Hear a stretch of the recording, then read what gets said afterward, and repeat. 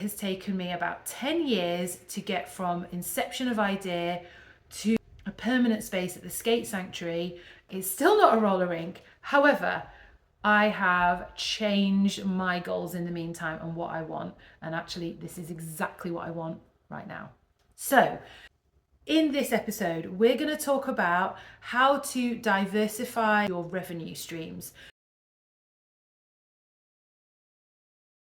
You might start to offer classes so that your skaters can learn some great technique, and then they come to the roller disco and practice. The first thing you've got to do is to secure more time. And if you're teaching classes, usually you are going to have a lower number to ensure a great quality. You will need to charge a higher price. When is it going to happen? And to begin with, like previously, something very noisy outside the door, I would strongly recommend that you book a block. So you have maybe 4 sessions in a row, maybe 6 sessions in a row. That means you're going to get people to commit to a full block of classes, but you need the coaches. So you're going to need to make sure that you've got people who are qualified or have a high level of experience and are able to break things down in a way that other people understand.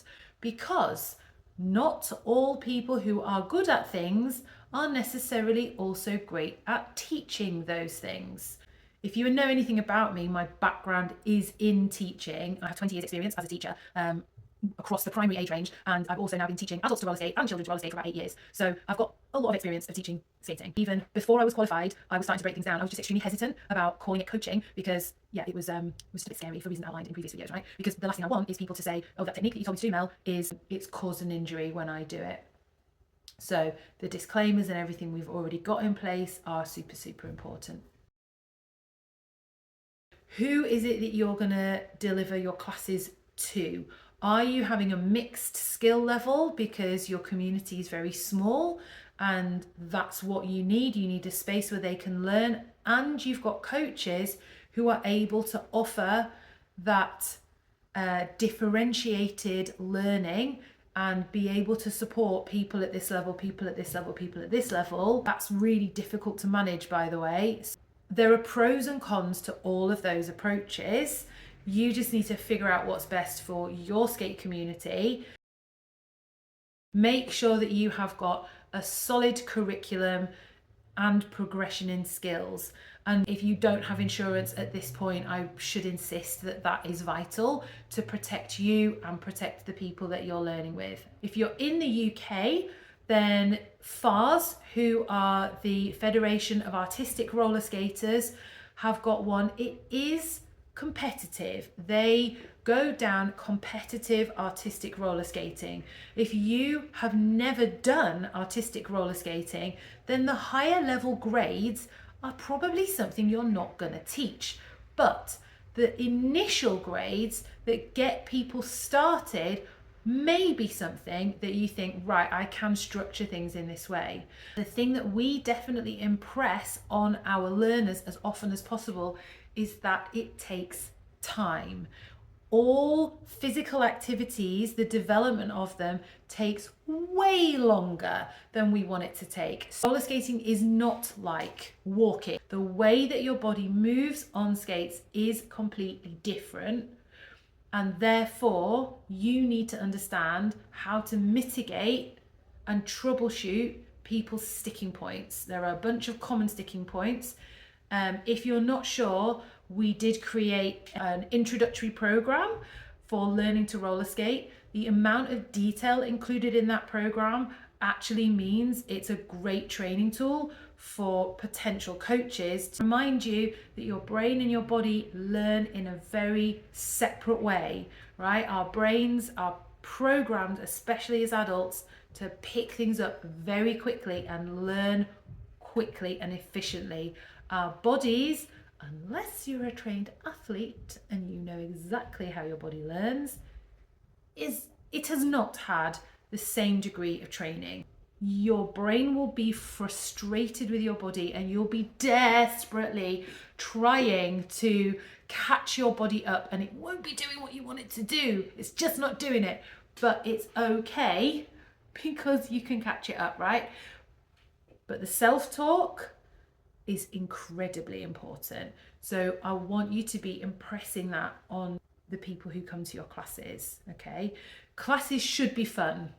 The creation of spaces that feel safe should not be underestimated. And that all comes down right from episode 1, where we were talking about the purpose of your space, the mission of your space, and then in episode 2, how we are establishing that code of conduct so that people within your space are very, very clear about what is and what is not acceptable behavior. This is a big could. This is a fairly natural progression, right? Because it is pretty normal for your skaters to come along, start borrowing the equipment that you've had, and over time want to own their own equipment. Again, once you start selling product, you are then liable for anything that goes wrong with said product. You will need product liability insurance separate to your public liability insurance. By this time, you'll probably have people working for you, so you will absolutely also need employer's liability insurance. If you're starting to sell product, just be careful that you are protecting yourself. Keep in stock all the sizes and colours. Reach out to your local skate shop and ask if there's any partnership to be had. Now, it might be as simple as skaters locally send them to the shop, which, I mean, if you've got a local skate shop, you should be doing anyway, in my opinion, right? It's only if you don't have a local skate shop that you might be looking at this opportunity. But if you have a local skate shop, why on earth would you not be sending them to that skate shop? Because they're already there for the community. And my goodness, if you can just keep a space going and running, you're bringing more skaters in, everybody wins, right? You might want to look at a discount model where your skate community have got a voucher code that can be applied to full price items at that shop. But just remember that the skate shop is likely to be a small business. If you're obviously approaching a multinational business like Decathlon, Sports Direct or something like that, one, you're probably not going to get very nice skates at the actual store, because a lot of those, they have marketplace offerings that are online only. You actually go to the shop, you won't find any of the nice stuff in there. I would encourage you to just go and pay full price, but perhaps your local skate shop can look at some kind of model to support you, to give back to the community. You can definitely work it out. Just as an aside, I think this is really funny. That poster looks like she's got no legs. She's doing a performance-based masterclass, but she definitely does have legs. It's like, I want to warn you of the pitfalls in advance because it might look really fun. We have got loads of really beautiful products. We've got so much that's been carefully curated. But still, people go to where they like. Come and try stuff on here and then decide not to buy it here. That's still okay. It's a bit of a waste of my time, but I'm pretty sure that I've done it. It's allowed, okay? Before you know any better, you can't do better.